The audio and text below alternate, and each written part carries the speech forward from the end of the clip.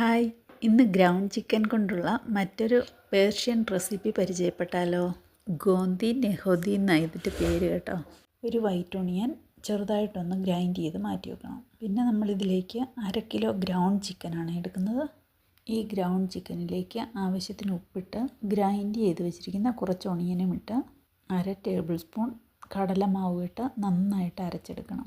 2-3 പ്രാവശ്യമായിട്ട് അരച്ചെടുത്താൽ മതി. നമുക്കിതിലേക്ക് 100 ഗ്രാം ചിക്ക് പീസും കൂടെ വേണം കേട്ടോ. അതും ഒന്ന് വേവിച്ചെടുക്കണം. നമ്മളിതിലേക്ക് കുറച്ച് എഗ് പ്ലാന്റും കൂടി ചേർത്ത് കൊടുക്കുന്നുണ്ട്. ഇത് നമ്മൾ ഫ്രൈ ചെയ്ത് മാറ്റി വെച്ച് ഏറ്റവും അവസാനം മാത്രമാണ് ചേർത്ത് കൊടുക്കുന്നത്.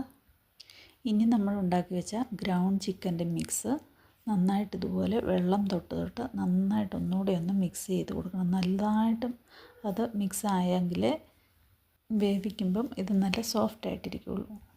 ഇവിടെ ഇങ്ങനെ എടുത്ത് പൊക്കി എറിഞ്ഞൊക്കെയാണ് മിക്സ് ചെയ്യുന്നത് കേട്ടോ.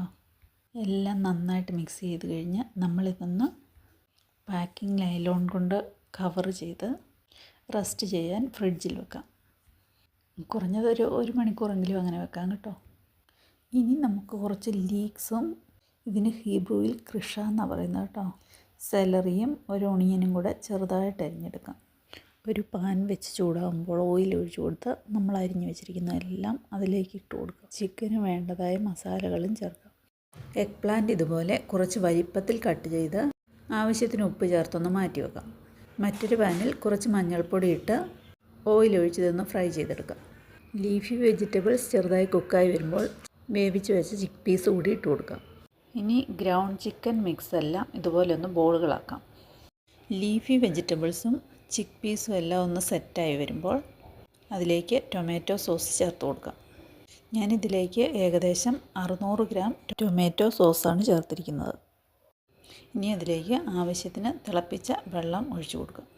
ഇതെല്ലാം നന്നായി ഒന്ന് തിളച്ച് വരുമ്പോൾ ഇനി നമ്മൾ ബോളുകളാക്കി വെച്ചേക്കുന്ന ഗ്രൗണ്ട് ചിക്കൻ അതിലേക്ക് ചേർത്ത് കൊടുക്കാം. ഇനി അതിലേക്ക് കുറച്ച് ഗ്രീൻ പീസ് ചേർത്ത് കൊടുക്കാം. എല്ലാം ഒന്ന് കുക്കായി കഴിയുമ്പോൾ ക്രഷ് ചെയ്ത ഡ്രൈഡ് ലെമണും കൂടെ ചേർത്ത് കൊടുക്കാം. ഇനി തയ്യാറായ ഗോന്തി നെഹോദിയിലേക്ക് അവസാനമായി ഫ്രൈ ചെയ്ത് വെച്ചിരിക്കുന്ന എഗ് പ്ലാന്റ് കൂടി ചേർത്ത് കൊടുക്കാം. അപ്പം നമ്മുടെ ടേസ്റ്റി പേർഷ്യൻ റെസിപ്പി എല്ലാവരും ട്രൈ ചെയ്ത് നോക്കണേ.